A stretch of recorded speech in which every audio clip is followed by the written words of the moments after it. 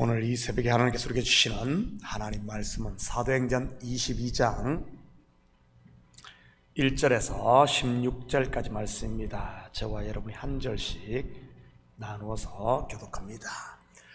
부형들아, 내가 지금 여러분 앞에서 변명하는 말을 들으라.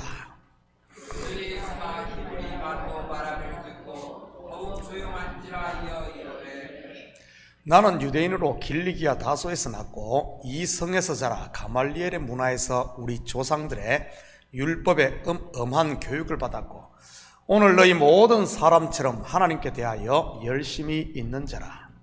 내가 이 불을 박해하여 사람을 죽이기까지 하고 악년을 결박하여 목에 넘겼노니 이에 대제사장과 모든 장로들이 내 증인이라. 또 내가 그들에게 다메섹 형제들에게 가는 공문을 받아 가지고 거기 있는 자들도 결박하여 예루살렘으로 끌어다가 형벌받게 하려고 가더니 하는 중 다메섹에 가까이 갔을 때 오정쯤 되어 후련히 하늘로부터 큰 빛이 나를 둘러 비치매 내가 땅에 엎드러져 들으니 소리 있어 이르되 사울아 사울아 내가 왜 나를 박해하느냐 하시거늘 내가 답했되 주님 누구시니까 하니 이르시되 나는 내가 박해하는 나사렛 예수라 하시더라.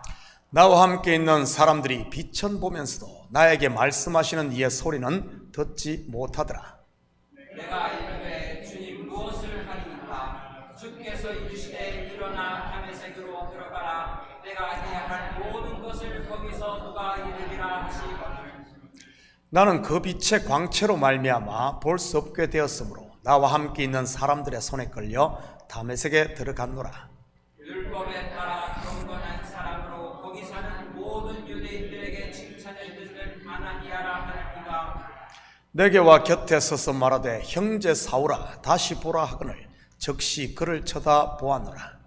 그가 또 이르되 우리 조상들의 하나님이 너를 택하여 너로 하여금 자기 뜻을 알게 하시며 그 의인을 보게 하시고 그 입에서 나오는 음성을 듣게 하셨으니 내가 그를 위하여 모든 사람 앞에서 내가 보고 들은 것에 증인이 되리라.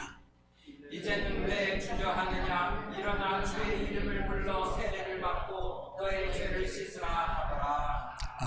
아멘. 좋은 아침입니다. 우리는 지난 새벽에 성전에서 결례를 마친 바울을 본 아시아에서 온 유대인들이 일으킨 소요에 대해 살펴보았습니다.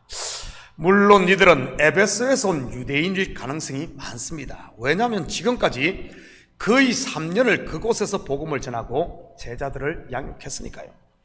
한 곳에서 그렇게 오래 가르쳤으니 웬만한 유대인들은 에베소에 사는 유대인들은 그 얼굴을 알고 있었을 것이고요. 그들은 성전 안에서는 피를 흘릴 수 없기에 성전 밖으로 바울을 끌어냅니다. 그러자 바로 성전의 문을 닫아버리고요. 무슨 의미라고 했습니까? 성전 안으로 도망가지 못하게 하기 위함이요. 이는 또한 그를 반드시 죽이려고 했다는 그런 의미입니다. 성전 밖으로 바울이 끌려 나가자 오순절 절기를 위해 성전을 찾은 수많은 유대인들이 합세하여 죽이려고 하고요. 그때 이것을 발견한 로마의 천부장이 군대를 데려와 바울을 결박하고 로마군이 출동하고 있던 이 안토니오 요새 곧 영내로 데려갑니다. 21장 37절을 볼까요? 바울을 데리고 영내로 들어가려 할 그때 바울이 천부장에게 이르되 내가 당신에게 말할 수 있느냐? 이르되 내가 헬라말을 하느냐? 헬라말로 바울이 천부장에게 요청을 하자 그의 태도가 갑자기 바뀝니다. 우리는 여기서 당시 시대상을 좀 알 필요가 있습니다. 당시 팔레스타인 지역의 공용어는 아람어입니다. 물론 유대인들은 자기들의 모국어인 히브리어를 썼고요. 그렇지만 대부분의 유대인들은 히브리어와 아람어를 혼용으로 사용을 했습니다. 그런데 지금 이곳은 누구의 지배하에 있었습니까? 바로 로마입니다. 물론 로마인들은 헬라어를 사용했고요. 그래서 당시 팔레스타인에 있던 지식층들이나 아니면 부유한 집안 사람들의 자제들은 헬라어를 공부해 헬라어를 일부러 사용하게 됐습니다. 로마에 잘 보이고 또한 좀 잘난 척하기 위해서 말이지요. 그렇다면 이 급박한 상황에서 왜 바울이 헬라 말로 천부장에게 말한 것이겠습니까? 나 이런 사람이야. 자기를 과시하기 위해서 했을까요? 아닙니다. 자기를 죽이려는 이 유대인들, 즉 동족들에게 짧은 시간이나마 복음을 들려주기 위해서 했던 겁니다. 왜냐하면 영내로, 안토니 요새 영내로 들어가게 되면 다시는 유대인들을 만날 수 있는 기회가 없어지니까요. 이것도 하나의 아이러니 아닙니까?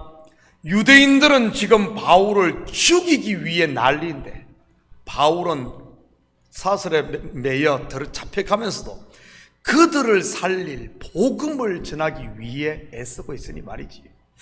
마치 오래전 서대반이 그랬던 것처럼 말입니다. 돌을 들고 자기를 치는 유대인들을 향해 그들의 죄를 용서해 달라고 기도했지 않습니까? 죽이려는 그들을 하나님께 살려달라고 기도했지요. 물론 그 자리에 있었던 사람이 다름 아닌 바울 자신이었던 것이고요. 주객이 바뀌었을 뿐 그때와 똑같은 상황이었던 것입니다. 계속해서 21장 40절입니다. 천부장이 허락하거늘 바울이 청대 위에 서서 백성에게 손짓하여 매우 조용히 한 후에 히브리 말로 말하니라. 천부장으로부터 허락을 받자 바울은 바로 히브리 말을 합니다. 누구에게 포커스를 맞췄다는 말입니까? 바로 유대인들입니다. 사실 그가 자기의 무죄를 주장하려고 했다면 어떤 언어, 어떤 말로 해야겠습니까? 천부장이 잘 알아듣는 천부장이 사용하는 헬라어 아닙니까? 천부장이 잘 알아듣게 말이지요. 그러면 천부장이 알아듣고 지금 일어난 이 폭동이 단순히 유대인들의 종교 문제임을 알고 아마 바울을 훈방 조치했을 테니 말이지요. 다시 말해 지금 바울은 결박된 자기의 안위가 아닌 겉으로는 자유인처럼 보이지만 실제로는 수고하고 무거운 율법의 저주 아래 결박된 동족을 구원하는데 관심이 쏠려 있었다는 말입니다. 오늘 본문 1절 2절입니다. 부형들아 내가 여러분 앞에서 변명하는 말을 들으라. 그들이 그가 히브리 말로 말함을 듣고 더욱 조용한지라. 이어 이르되 부형들아 아버지들과 형제들아. 지금 우리로 말한다면 형제 자매님이란 표현이지. 자기를 죽이려는 그들과 자신이 무엇이라는 말입니까? 동족이라는 말입니다. 좀 더 친근하게 말하면 가족이라는 말이지. 유대인들은 바울을 원수로 여깁니다. 그런데 바울은 그들을 한 핏줄 한 가족으로 여기지. 알지 못하는 것의 차이입니다. 이것은 지금도 마찬가지인 것이고요. 복음을 알면 형제로 보이고 복음을 모르면 원수로 보이는 것입니다. 여러분 어떻습니까? 여러분 주위에 있는 사람이 형제로 보입니까? 아니면 원수로 보입니까? 저는 우리 식구들이 복음을 통해 예수를 제대로 알아 원수로 보이던 사람이 형제로 보일 수 있기를 축복합니다. 그게 하나님의 나라이니까요. 바울이 히브리 말로 이 말을 하자 군중들이 조용해집니다. 3절입니다. 나는 유대인으로 길리기아 다소에서 났고 이 성에서 자라 가말리엘의 문화에서 우리 조상들의 율법에 엄한 교육을 받았고 오늘 너희 모든 사람처럼 하나님께 대하여 열심히 있는 자라. 먼저 바울은 자기를 소개합니다. 이해하기 쉽게 설명하자면 이런 말이지요. 나는 여기에 모이는 여러분들처럼 디아스포라 유대인입니다. 그리고 저는 어릴 때부터 이 예루살렘에 자라 가말리엘 문화에서 공부를 했습니다. 여러분, 당시 유대에서 가장 영향력 있는 존경받는 랍비가 7명 있었습니다. 그 중에서도 가장 존경받는 사람이 바로 이 가말리엘이었습니다. 당시 유대인 철학과 사고의 주류를 이끄는 두 학파가 바로 힐렐 학파와 샴마 학파인데 이 가말리엘은 힐렐 학파의 창시자인 힐렐의 손자였습니다. 한마디로 바울은 엘리트 중에 엘리트 교육을 받았다는 말이지. 저는 율법의 엄한 교육을 받았고 당신들처럼 열심히 있었던 사람입니다. 한마디로 하면 나도 예전에는 지금 당신들이 율법에 열심히 내듯 열심히였다는 그런 말이지요. 4절 5절입니다. 내가 이 돌을 박해하여 사람을 죽이기까지 하고 남녀를 결박하여 옥에 넘겼노니 이에 대제사장과 모든 장로들이 내 정인이라. 또 내가 그들에게 다메섹 형제들에게 가는 공문을 받아가지고 거기 있는 자들도 결박하여 예루살렘으로 끌어다가 형벌받게 하려고 가더니 지금 나를 죽이려는 당신들의 모습이 예전의 내 모습입니다 하는 말이지. 그러면서 바울은 다메섹 도상에서 자기가 만난 예수에 대한 간증을 합니다. 앞에서도 말씀드렸지만 지금 바울이 어떤 상황에 있습니까? 결박되어 영내로 들어가기 직전입니다. 앞에는 자기를 죽이려는 유대인 군중들이 지금 우시아우시하면서 모여있고요. 다시 말해 그에게는 아주 짧은 순간 곧 찰나에 있는 겁니다. 그 찰나를 그는 간증이라는 도구를 통해 이 유대인들에게 복음을 전했던 것이고요. 우리가 사도행전을 공부하다 보면 바울의 이 간증을 또 들을 수 있는데 대부분 비슷한 상황입니다. 짧고 굵게 해야 할 절박한 상황 말이지. 그렇다면 왜 바울이 이런 상황에 간증의 형식으로 복음을 전한 것이겠습니까? 그것은 바로 간증, 즉 내가 만난, 내가 경험한 예수가 그만큼 파워풀하기 때문 아니겠습니까? 여러분에게는 이런 간증이 있습니까? 다시 말해 신앙 체험 말이지. 저는 우리 식구들에게 이런 간증이 있기를 축복합니다. 내가 만난 예수 말이지. 신앙은 체험이 있어야 됩니다. 그냥 지식으로 아는 것 아니 삶으로 알아야 된다는 말입니다. 저도 다른 교회의 말씀을 전할 기회가 있을 때마다 한 번씩 저의 이 간증을 합니다. 신학생들 앞에서는 주로 제가 콜링 받았을 때의 간증을, 어려움 당하고 있는 성도들 앞에서는 고난 가운데 저를 찾아오셨던 하나님에 대한 간증을 말이지. 그리고 실브미션 강의 때에는 성교와 관련된 즉 경험들을 나누고요. 그럴 때마다 제가 경험하는 것 중 하나가 간증을 하는 제가 다시 처음 사랑, 즉 하나님의 은혜를 새롭게 경험하게 된다는 사실입니다.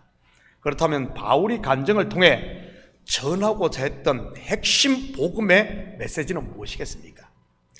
자기를 죽이려는 유대인 군중들에게 말이지요. 뭐죠? 바로 예수는 그리스도다입니다. 그리스도는 히브리어로 하면 메시아인 것이고요. 바로 기름 부음을 받은 자 곧 구원자라는 말입니다. 다르게 말하면 예수가 하나님의 아들로서 하나님이라는 말이기도 하고요. 여러분, 예수가 그리스도 구원자임을 믿습니까? 그렇다면 그분께 모든 것을 믿고 맡길 수 있기를 축복합니다. 사랑하는 성도 여러분, 오늘 하루도 사람을 죽이는데 에너지와 시간을 낭비하지 마시고 어떠한 환경과 형편에 처하더라도 복음으로 사람을 살리는 하나님의 사람으로 사시고 여러분의 삶 가운데 예수 만남의 역사와 또한 내가 만난 예수를 전가하는 삶을 통해 저와 여러분에게 주어진 이 복음의 정인의 사명을 좀 잘 감당하고 사는 이런 복된 하루 되기를 예수님의 이름으로 축복합니다. 같이 기도하십시다. 사랑의 아버지 하나님, 참으로 감사를 드립니다.